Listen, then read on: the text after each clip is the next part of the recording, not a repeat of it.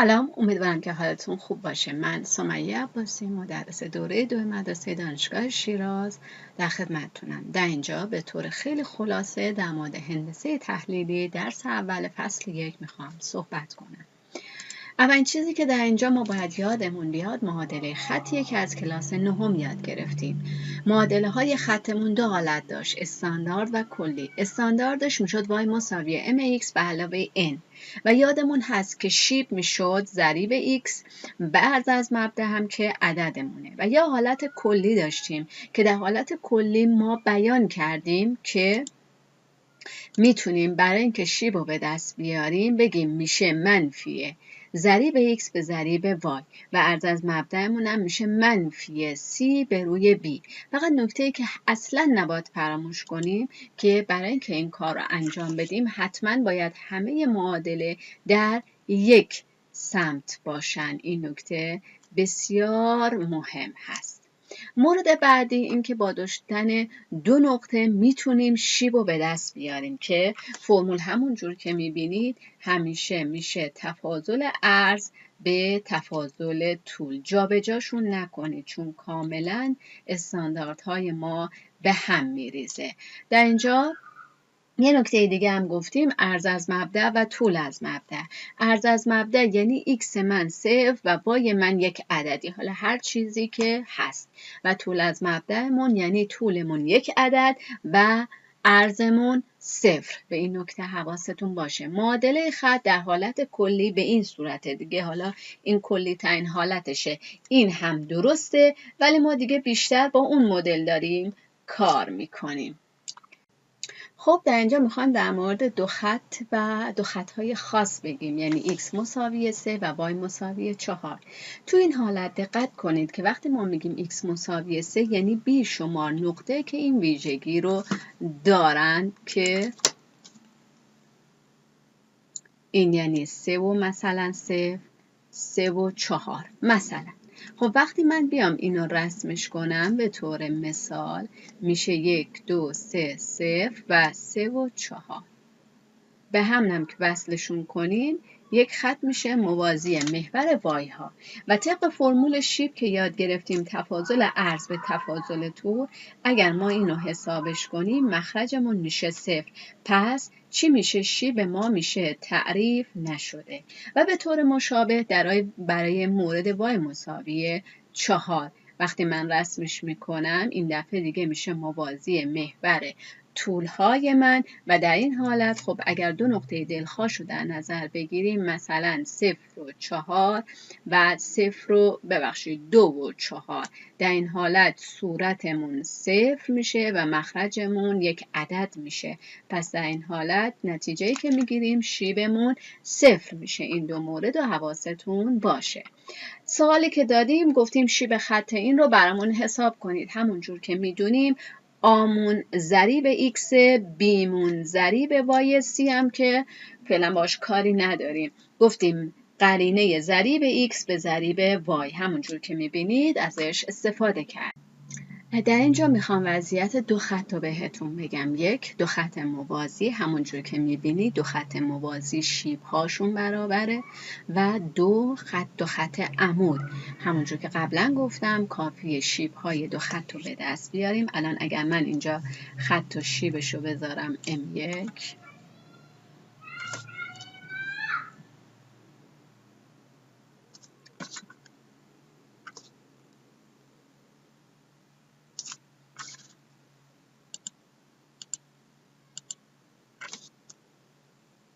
کافیه بذارم M1 و اینجا رو هم بذارم M2. شیب هاشون، شیب این دوتا رو در هم ضرب کنیم میشه -1 و همچنین مورد بعدی شیب ها، مدل بعد دیگه نوشتنش این که شیب ها عکس قرینه همن. M1 ببینید این مال قرینه است، اونم که عکسشه. نکته بعدی میگه وضعیت خطی این دو خط رو معلومش کنید. خب همونجور که میبینید ما یه خطی داریم که به صورت AX به علاوه BY مساوی C. برای شیب همین کافیه، یعنی این مدل باشه اوکیه. همونجور که یادتون دادیم M میشه منفی A به روی B. همونجور که میدونید ضریب X A مونه، ضریب Y B مونه. با C هم که اینجا کاری نداریم. خب میشه منفی 2 به روی منفی 3 که همون 2/3. اما اینجا میبینید آماده نیست، من هم میبرم اون طرف اول چون باید به این فرم باشه وگرنه حل نادرسته. این آ میشه، اینم بیمون میشه. پس ام این هم میشه چی؟ منفی ضریب x به ضریب y. باز هم میشه 2/3 چون با هم برابرن، پس میگیم موازیان. مورد بعدی به این صورت به ما داده و میگه بررسی کنید آیا دو خط ام رو طوری بیابید که موازی باشه. من برای که همچین سوالی رو حل کنم کفایت میکنه که اول شیب این رو به دست بیارم. خب وقتی شیب رو به دست بیارم میشه چی؟ قرینه ام منهای 1 به روی 5. یادتون باشه بچه ها این منفیه مال صورت، نه مال هیچ کس دیگه، یا مال مخرج، مال دوتاش نیست. پس میشه منفی m به علاوه 1 به روی 5. ببینید به راحتی. از اینجا هم یادتون باشه ها این آ هست، این بی هست. از اینجا هم آم اینه و بیم هم اینه. خب شیب این اگه اسمشو نذارم امپریم، باز هم میشه منفی 3 به روی 4 به علاوه ام. میگم منفی یا مال صورته یا مال مخرج، نه مال هر دو. خب شیب ها میگه موازی، یاد گرفتیم باید برابر باشه، یعنی ام و منفی ام به علاوه 1 به روی 5 مساوی منفی 3 به روی 4 به علاوه ام. برای حل این کافیه طرفین وسطین کنم. چجوری طرفین وسطین میکنم؟ این دوتا رو در هم ضرب میکنم. منفی m به علاوه 1 4 به علاوه m مساویه. همین که مساوی گذاشتم این اشتباهیه که شما خیلی میکنید، حواستون باشه نکنید. بعد این دوتا رو ضرب میکنم و جلوش مینویسم، مخرج نمینویسم و جلوش مینویسم. حالا که من دیگه این ضرب شدن رو اینا رو میذارم به عهده خودتون انجامش بدین لطفاً، چون یکم تایممون میخوام سیف بشه. و وقتی این رو حلش میکنم میشه m2 به علاوه 3m منهای 19 مساوی 0. خب میایم با کمک دلتا به دست میاریم. همونجور که میدونیم آمون 1 بیمون 3 هست و سیمون منفی 19. یادتون هست دیگه AX2 به علاوه BX به علاوه C مساوی 0. خب حالا دلتا هم میگفت چی؟ B2 منهای 4 AC. خب من جایگزین اگر بکنم طبق چیزی که اینجا دارم میشه 9 منهای 4 آ، اینجا منفی 19. حسابش که میکنم میشه 9 به علاوه 76 میشه 84. چون مثبت میشه 2 تا جواب داره که این 2 تا جواب ما طبق فرمول منهای بی به علاوه منهای رادیکال دلتا به روی 2آ به دست میاد که میشه منهای 3 به علاوه منهای رادیکال 84 به روی 2آ که میشه 2. به همین سادگی، یعنی امامون اگر این دوتا باشن موازی. مورد بعدی تو همین سوال خودتون میدونید که گفته عمود باشه. خب شرط عمود بودن چی بود؟ شرط عمود بودن این بود که این اتفاق بیفته که ضربشون بشه منفی 1. خب ما شیب ها رو باز داریم، یعنی منفی m به علاوه 1 به روی 5 که این یه دونه شیب من بود، ضرب در اون یکی شیب من بود، منفی 3 به روی 4 به علاوه m مساوی چی؟ منفی 1. خب حالا من برای که این رو انجام بدم صورت تو صورت ضرب میشه، مخرجم توی مخرج. وقتی ضرب کنم میشه 3m منهای 3، مخرجم میشه 20 به علاوه 5m مساوی منفی 1. باز هم به همون شیوه یه مخرج 1 میدم، این دوتا در هم ضرب میشه 3m منهای 3 مساوی، بعد دوباره به همون شیوهی که اونجا بود. این دفعه این دوتا در هم ضرب میشه که میشه 20 به علاوه 5m. خب m ها یک طرف، عدد هامونم یک طرف. واضحه که وقتی من این دوتا رو منفی، ببخشید اینجا منفی 1 رو من لحاظ نکردم، حالا که لحاظ میکنم میشه 3m به علاوه 5m مساوی منفی 20 به علاوه 3 که میشه 8m مساوی منفی 17. پس m هم میشه منفی 17 به روی 8. به همین سادگی. البته یه چیز دیگه هم بگم، من فقط چون میخواستم توضیح کامل تری بدم اومدم منفی اینجا رو ضرب کردم، لزومی هم نداشت ضرب کنید، خیلی راحت میتونستید بیایم بگیم منفی m منهای 1 به روی 5 مساوی منفی 3 به روی 4 به علاوه m، بعد بگیم ما منفی ها رو ساده میکنیم و به همین روش حلش کنید. فقط میگم چون میخواستم حواستون باشه به ضرب کردن، چون این منفیه تو جفتش ضرب میشد. حالا با هر کدوم برید برای شما بهتره، فرقی نمیکنه. میریم سراغ بعدی، فاصله 2 نقطه. 2 نقطه رو به ما داده، میخوایم فاصلهش رو پیدا کنیم. به عنوان مثال ما اینجا یک دایره داریم، مرکزش مشخصه، یه نقطه ای هم روی این دایره است، میخوایم شعاع این دایره رو به دست بیاریم. خب اگر با دقت به این موضوع نگاه کنید، این نقطه منه، اینم نقطه منه، من 2 تا نقطه دارم که نسبت به هم یه فاصله ای دارن.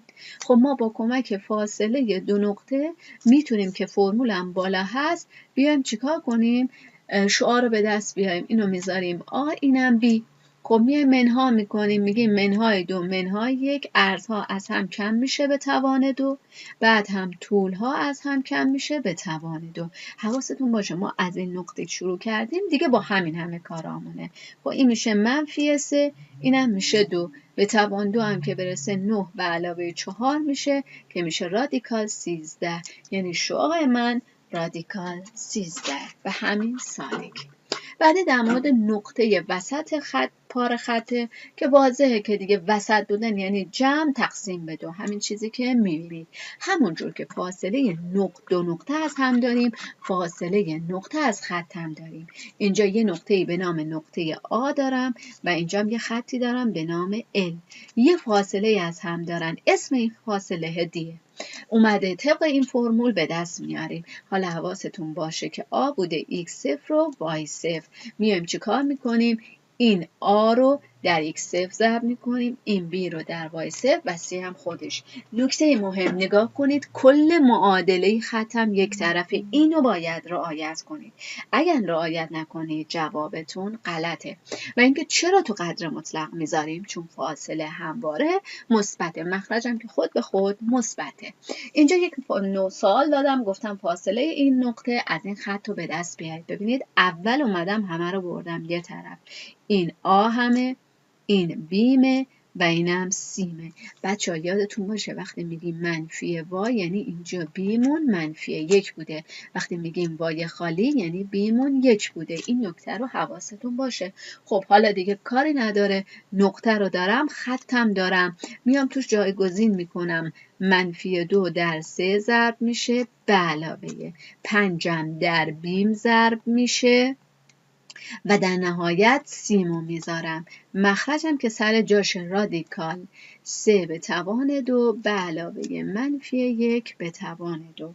خب اگر من این رو حسابش کنم واضحه که صورتم میشه منفی 6 منهای 5 منهای 2. مخرجم هم میشه 9 به علاوه 1 یعنی 10. خب این که میشه منفی 13، چون تو قدر 13 میاد بیرون، رادیکال 10 هم سر جای خودش. بریم سراغ سوال بعدی. سوال بعدی در مورد یک دایره است. ببینید یک دایره وقتی بهش خطی مماس میشه، همتون میدونید مماس یعنی چی؟ یعنی خطی که به این بچسبه، این خطه بهش میگیم مماس. خب این خطه از مرکزمون یه فاصله داره که این فاصله با کمک نقطه از خط به دست میاد، این رو بهش میگیم شعاع. حالا ما همین سوالو اینجا دادیم، یک نقطه دادیم و خط مماس. اولین کاری که میکنیم این رو به صورت همه رو ببریم یک طرف میبریم که به این صورت میشه. خب حالا من میخوام شعاع رو به دست بیارم. طبق فرمول میشه چی؟ اینجا آم 1 بیمم 1 سیمم منفی 5 میشه 1 ضرب در 2 به علاوه 5 ضرب در 1 و منهای 5 به روی رادیکال A2 به علاوه B2 فرمول دیگه. خب این دوتا اگر حسابش کنیم صورت میشه 2، مخرجم میشه رادیکال 2 و تمام. حالا اگه دوست داشتین گویاش کنید، اینجا اگه گویاش هم نکنیم چیزی از دست نمیدیم. حالا ازمون چی خواسته؟ مساحت و محیط. خب ما شعاع رو داریم PR2 میشه اس من، پس کافیه P رو ضرب در 2 به روی رادیکال 2 به توان 2 کنم. خب هر دو به توان 2 میرسه، یعنی P ضرب در 4/2 که همون میشه 2P. میدونستینم اینجا رو گویا کنید. این کار هم انجام میدم که ببینید میشه 2 رادیکال 2 به روی 2 ساده میشه رادیکال 2 و به جای شعاع رادیکال 2 بزنید. برای محیط این کار رو انجام میدم. P میشه 2PR. خب اگر جایگزین کنم 2 ضرب در P ضرب در رادیکال 2 میشه 2 رادیکال 2P و تمام.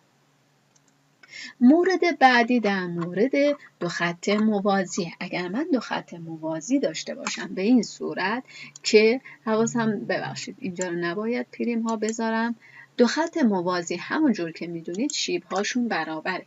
الان شیب این خط من میشه منفی A به روی B، شیب این خط منم میشه منفی A به روی B. خب این دو خط موازیه. خب وقتی شیب ها برابر باشه لزومی نداره سی ها برابر باشه ها. پس میگیم تفاضل سی ها به روی رادیکال A2 به علاوه B2 میشه فاصله دو خط موازی. حالا میگه اول بگید، یک سوال به من داده که میگه نشان دهید دو خط فلان موازی هن و فاصله شون چقدره. خب من برای موازی بودن میگم میشه منفی A به روی B، منفی 3 هست، یه منفی فرمول داره به روی B میشه 3/4. این از این. میام اینجا باز هم منفی 6 به روی 8 میشه 6/8، سادش که میکنم میشه 3/4. پس من با خیال راحت میگم این دو خط موازی هن. حالا که موازی هن میخوام فاصله شو به دست بیارم. برای که این فاصله رو بخوام به دست بیارم، نکته‌ای که اینجا وجود داره، اگر دقت کنید این ضرایب A و B در این خط که من الان دارم به شما نشون میدم، در این خط 2 برابر اینه. خب این یک ذره مسئله ساز میشه برای من برای که بتونم راحت تر این حل بشه، چون من که دیگه فقط با A و B هم باید یکسان باشه. خب پس برای که یکسان باشه چیکار کنم؟ میام به این صورت عمل میکنم، در 2 ضربش میکنم. وقتی اینو در 2 ضرب میکنم میشه منفی 6x به علاوه 8y به علاوه 14 مساوی 0. خب دیگه الان اوکی شد. فرمول میگه چی؟ D مساوی C منهای C پریم به روی رادیکال A2 به علاوه B2. خب من این رو C میگیرم و این رو میگیرم C پریم. خب اگر من جایگزین کنم چه اتفاقی میفته؟ میشه 14، یه منها مال فرموله، یه منهای 5 دارم. مخرجمونم که مشخص A و Bش منفی 6 به توان 2 به علاوه 8 به توان 2 که این میشه قدر مطلقمون 19 و اینجا هم میشه 100 که 19 دهم یا 1.9 به سادگی به دست اومد. خب حالا همه اینا رو که گفتیم میخوام یک مثال کلی هم حل کنیم که دیگه همه چی دستمون بیاد. من به خاطر ذخیره در زمانمون قسمت الفش یعنی رسمشو کردم. گفته یک مثلث به این صورت مفروضه، معادله میانه وارد بر ضلع BC رو بنویسید. خب هممون میدونیم معادله میانه یعنی چی؟ خب میانه که گفته یعنی وسط. خب من میام وسط این رو BC رو پیدا میکنم. وسط BC اینجا هست. خب من میام به کمک فرمول میانه که یاد گرفتم BC رو به دست میارم. کافیه 4 رو به علاوه منفی 2 کنم تقسیم بر 2 کنم و برای ببینید این بیمه اینم سیمه، کافیه ایکساش با هم جمع بشه تقسیم به 2 بشه و وای هاشم به همین صورت جمع بشه و تقسیم به 2 بشه. پایینم 2 به علاوه منفی 2 تقسیم بر 2 کنم طبق فرمولی که بهتون دادم. خب اینجا میشه 2 دوم یعنی 1، اینجا هم میشه 0، پس ام هم میشه 1 و 0. خب من وقتی بخوام معادله میانه رو بنویسم همونجور که میدونید یعنی این خط اگر من به صورت نقطه چین رسمش کنم میخوام اینو بنویسم. خب من به نقاط آ و ام نیاز دارم. اممون 1 و 0، آمونم 1 و 4. نکته‌ای که وجود داره در این نقطه ها ایکس ها مثل همن. خب وقتی مثل هم باشه از کلاس نهم یاد گرفتیم اگر دو نقطه داشته باشیم که ایکس هاشون مثل هم باشه موقع معادله خطش میشه ایکس مساوی 1 و دیگه نمیخواد بریم سراغ هیچ فرمولی. پس میانه رو یادتون باشه همونجور که گفتیم یعنی ایکس بی به علاوه ایکس سی تقسیم بر 2 و وای بی به علاوه وای سی تقسیم بر 2. این مورد اول. بعدی میگه طول میانه آم رو به دست بیارید. خب طول میانه آم این میانمه. یه نقطه آ داریم یه نقطه ام یعنی ما 2 نقطه رو داریم. پس ما چون 2 نقطه آ و ام رو داریم کافیه چیکار کنیم؟ بیایم طبق فرمول بگیم چی میشه؟ طبق فرمول میشد تفاضل عرضها به توان 2 به علاوه تفاضل طولها به توان 2 طبق فرمول فاصله 2 نقطه چون 2 نقطه رو داریم. خب نقطه هامون مشخصه همینجا میبینید خدا رو شکر جلومونه ازش استفاده میکنم. خب میشه 4 منهای 0 به توان 2 به علاوه 1 منهای 1 به توان 2. خب 4 به توان 2 میشه رادیکال 16 که اونم میشه 0 پس کلن شد 4. اینم طول میانه آمون. پس یه معادله نوشتیم تا اینجا یه طول نوشتیم. نقطه سوال بعد میگه معادله ارتفاع بی اچ رو برین. خب من این شکل رو بیارم اینجا ازش استفاده مجدد کنم که نخواد بکشم. اینا رو هم پاک میکنم دیگه چون الان خیلی خوب.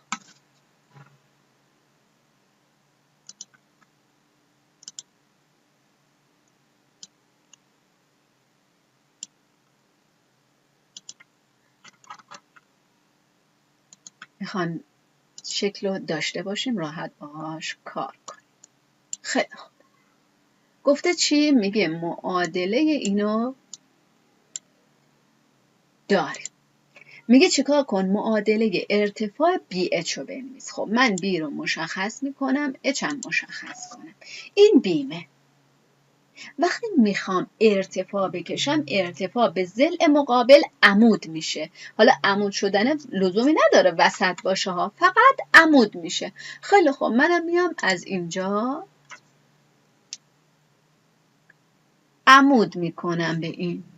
میبینید فقط عمود کردم هیچ کاری نکردم.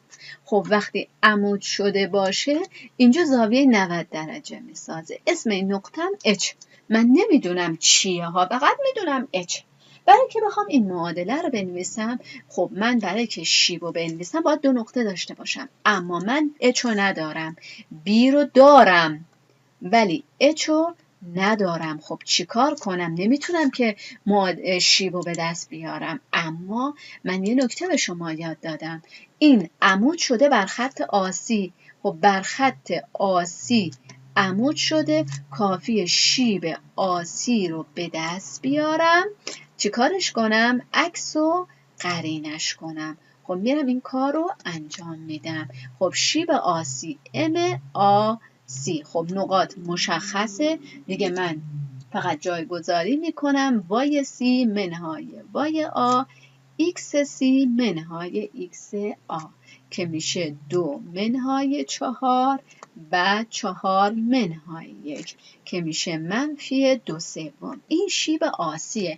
من چون میخوام بکنم شیب آ اچ عکس و قرینش میکنم عکس و قرینش میشه چی؟ امپریم من 3/2. خب تموم شد. شیبو دارم، نقطه بی هم دارم، دیگه معادل خط نوشتن کاری نداره. پس امپریمم شد 3/2، بیمم که از قبل دارم -2 و -2. میرم سراغ معادله خط. معادله خط و همه فرمولش حفظیم. میشد وای، اینجا میخوام از نقطه B برم، امپریم x منهای x b جایگزین میکنم y منهای 2، امپریمم 3/2 x منهای 2. حالا اینو حلش کنم میشه y به علاوه 2 3/2 x به علاوه 2. همه رو توی این ضرب میکنم، پس میشه y به علاوه 2 3/2 x به علاوه 6/2 که میشه، من سادهشم میکنم میشه 3. و از طرف دیگه y میشه 3/2 x، 2 رو میبرم اونور میشه به علاوه 1. به همین سادگی. این از این. بعدی قسمت بعد میگه نقطه تلاقی میانه AM و ارتفاع BH رو به دست بیارید. خب من ارتفاعمو میانه AM هم به دست اومد x مساوی 1. از طرف دیگه اینجام وایم به دست اومد 3/2 x به علاوه 1. خب من برای که تلاقی رو به دست بیارم، چون x رو که دارم 1، کافیه بیام جایگزین کنم y رو به دست بیارم. تلاقی یعنی چی؟ یعنی محل برخورد این دو خط دیگه. محل برخوردم به راحتی، من مخرج مشترک دارم میگیرم، میشه 5/2. پس میشه 1 و 5/2. گرفتید چی شد؟ محل تلاقی یعنی محل برخورد دو خط که کافیه من چیکار کنم؟ کافیه جایگذاری کنم. اینم از این. و قسمت آخر میگه مساحت به دست بیارید. خب من همون شکل رو دوباره اینجا پیسش میکنم که داشته باشم. میخوام مساحت این مثلث رو به دست بیارم. برای که مساحت رو به دست بیارم کافیه چیکار کنم؟ کافیه ارتفاع رو ضرب در قاعده تقسیم بر 2 کنم. خب من میام چیکار میکنم؟ میگم من قاعده‌مو میگیرم آسی. از این نقطه آسی، 2 نقطه آسی میتونم این طول این پاره خط رو به دست بیارم. خب طول پاره خطمون با توجه به اینکه نقاط آ و سی رو داریم خیلی راحت به دست میاد، که فکر میکنم قبلا هم نه تو این سوال فقط یک بار دیگه فرمول یادآوری کردیم. ببینید تفاضل طول به توان 2 و یه بارم عرض به توان 2. خب آ و سی نقطه سی رو